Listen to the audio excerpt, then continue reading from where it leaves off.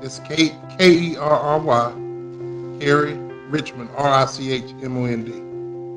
One of the things that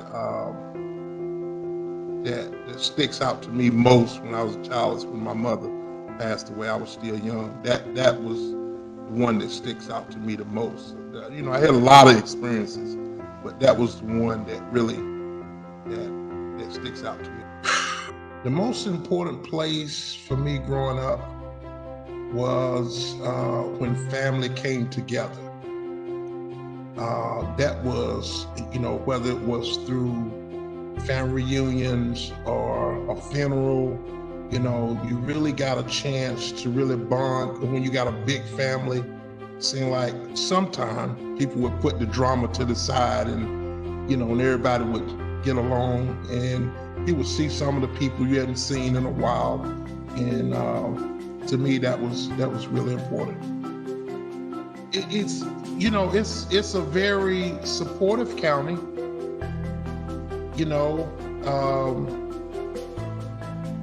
I believe that. I believe it's a very supportive county. I was 10 and I was in the 5th grade, and I just remember that I had some of the best teachers in the 5th grade, and that's a good memory too. They were so supportive, and when my mother passed away, they came by the house and visited and made sure that I stayed focused. And it's been 40 some years, and the teachers are still my friends, and it's just, and so just that part. When I say that part of her death, it was, I gained other friends during that process. My teachers, it's amazing. I still have a good relationship. I've been out of high school almost 40 years. And let me see. Yeah, it will be 40 years. Next year, it'll be 40 years. And I have a great relationship still with some of my teachers that's still living. We had a teacher this year that just passed away, but for the most part, school was fun to me. I like school, until I done something wrong and they got on my nerve. But for the most part, I like school. One of the things that had happened, a period in my life where I kind of just hadn't made up my mind what I want to do, and I found myself drifting, doing things I shouldn't be doing. And so finally, I always grew up in the church, and it just my life just kind of hit rock bottom, and I really, it was a moment in my life, that I said, I don't know why I'm here, and I had to rediscover why I'm here,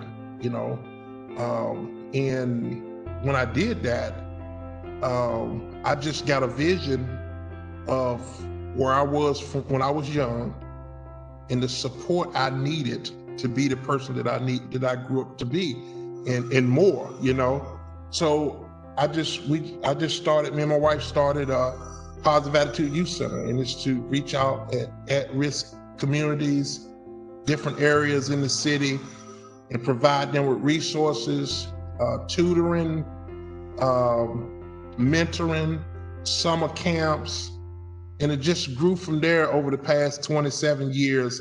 This is the God of the truth. This happened in 1996. He's a grown man now. He was in the 3rd grade, and we was doing the Positive Attitude Youth Center maybe about a year and a half, something like that. And I was things wasn't going the way I thought it would go. And I went and found me a job, and I was ready to stop. This is in 96, I believe, 96. So we was actually at Sellers Gun Gym, and we was doing some tutoring up there with kids. And the little 3rd grader came up to me, and he kept hitting me on my side. So I said, move. I kept telling him, stop. And I was really frustrated. I was telling him, stop. And he kept coming. And finally, I said, what is it? And I looked down at him. He said, I'm so glad you're here. It's a 3rd grader. And I was like, man, I like to start crying at the time because, I guess, you could see the importance of it right then. But sometimes kids can impact your life that they may not even realize that they're impacting your life. And I see that a lot, when kids come and they smile at you and I like to see them when they doing something wrong, then they see you coming, they straighten up, I just laugh about that, But that's been some of my greatest inspirations is to see kids that when you think you're helping them, they're helping you just as much,